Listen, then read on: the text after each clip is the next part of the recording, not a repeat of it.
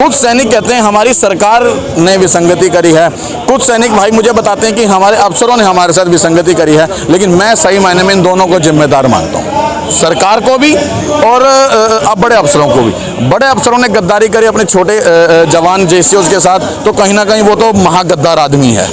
और सरकार जिसको हम चुनते हैं, हम लोगों का अच्छी शिक्षा मिलेगी, अच्छा स्वास्थ्य मिलेगा, अच्छा सुविधाएं मिलेगी।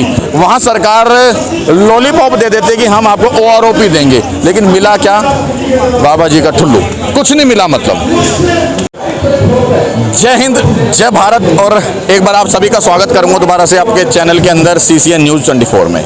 मेरा नाम है दिनेश करकजैन, कड़वे सवालों वाला। और लगातार मैं पिछले 4 महीनों से इन पूर्व सैनिक भाइयों की लगातार आवाज़ उठा रहा हूँ। हालांकि 4 महीने से पहले भी उठाते थे हम लोग, लेकिन जब से पता लगा कि दिल्ली के जंतर मंतर पे पूर्व सैनिक यहाँ पर आकर बैठे हैं, और मुझे खुद विश्वास नहीं था कि ये लोग वाकई इतना लंबा आंदोलन खींच देंगे। और आज तो इन्होंने फट्टे चक दिए, महा आंदोलन कर दिया है। लाखों की संख्या में यहाँ पर पूर्व सैनिक पहुंचे। आपकी नज़र कैमरे के माध्यम से दूर तक जहाँ तक भी जाए, वहाँ पर जो भी बंदा खड़ा है, सही मायने में वो अलग अलग राज्यों से पहुंचे हैं पूरे भारत के, और सब के सब पूर्व सैनिक हैं। इनके अंदर एक जोश है, लेकिन साथ में एक रोष भी है।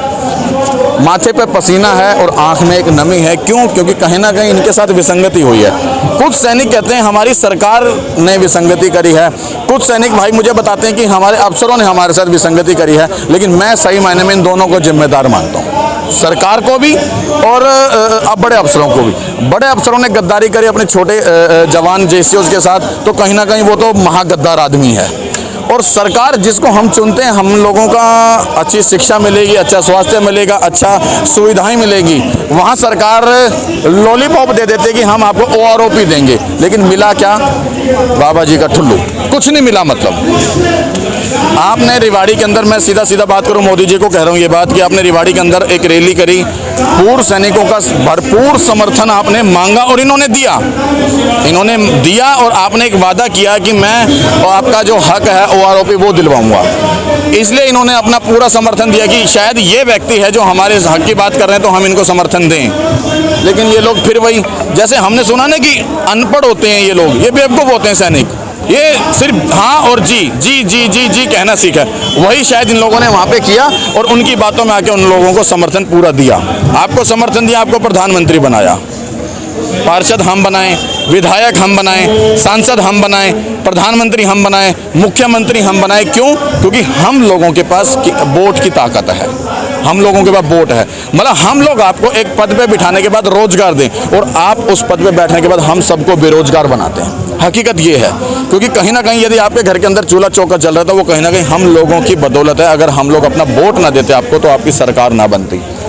क्यों जी? बिल्कुल। इनको रोजगार देते हैं और आप लोग हम लोगों को बेरोजगार बनाते हैं। लेकिन एक ना एक दिन तो सैनिक जागेगा, एक ना एक दिन तो हमारे देश का जवान जागेगा, एक ना एक दिन तो हमारे देश का किसान जागेगा। किसानों ने लंबा धरना दिया, हो सकता है बहुत सौ की, मैं तो मौत नहीं कहूँगा, क्योंकि जवान भी अगर सैनिक वहाँ पे, किसान भी अगर वहाँ पे मरा है, तो वो भी शहीद हुआ है, क्योंकि वो भी कहीं ना कहीं इस धरती का सीना चीर करके हम लोगों का पेट भरता है। पूर्व सैनिक भाई यहाँ पर पहुंचे हैं, एक बार इनसे भी बात करूंगा, क्योंकि आज 23 जुलाई को बड़ी कॉल दी गई थी, जंतर मंतर के प्रांगण में एक बड़ी कॉल दी गई थी, और उसी बड़ी कॉल का ये असर है कि आज लाखों की संख्या में यहाँ पे सैनिक पहुंचे हैं। और अगर फिर भी सरकार नहीं सुनती है, तो धिक्कार है ऐसी सरकार को और धिक्कार है ऐसे अधिकारियों को। जय हिंद साहब। जय हिंद, जय हिंद। मैं जितेंद्र राय प्रयागराज से चल के आज अपने जत्थे के साथ यहाँ पे आया था, और मैं CNN न्यूज़ की बहुत थैंक्स कहूँगा, जो कि वो कवरिंग कर रहे हैं। 20 तारीख से लेके आज तक प्रॉपर कवरिंग कर रहे हैं। तो मैं एक बात कहना चाहूँगा, आज मैं पूर्व सैनिकों की कुछ व्यथा बताना चाहता हूँ, जो कि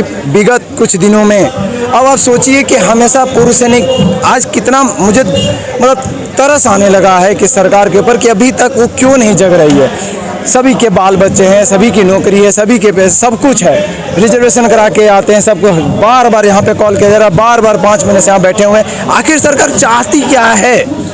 मैं आज अपने दिल से एक बात कहना चाहता हूँ कि सरकार क्या चाहती है। सब कुछ मांगे जो है उसके टेबल पे है, सब कुछ उसके नॉलेज में है। सरकार का नजर में आ गया कि हाँ गलती हुई है, तो मानने में क्या प्रॉब्लम है। मैं आज ये कहना चाहता हूँ कि मैं तो ये सोच रहा हूँ, मेरी बात आज निकल रही है दिल से, कि आज़ाद देश के गुलाम पुरुष सैनिक हम बन के रह गए हैं। हम देश को आज़ादी दिलाने के लिए हमारे पूरे ने लड़ाई लड़ी, आज हम देश की लड़ाई लड़ते हैं, बॉर्डर पे लड़ाई लड़ते हैं, लेकिन अपने परिवार की सुरक्षा करने में हम असमर्थ हो गए हैं। जिसका कि दुख मैं उस वीर जो नारी आज मणिपुर की जो घटना हुई है उसकी वजह से मैं आज मेरे दिल से निकल रही बात कि देश की रक्षा तो हम करते हैं, लेकिन हमारे परिवार की रक्षा कौन कर रहा है, कौन सी सरकार कर रही है। तो उस देश की रक्षा जब हम कर रहे हैं तो हमारे परिवार की रक्षा करने की जवाबदेही किसकी है।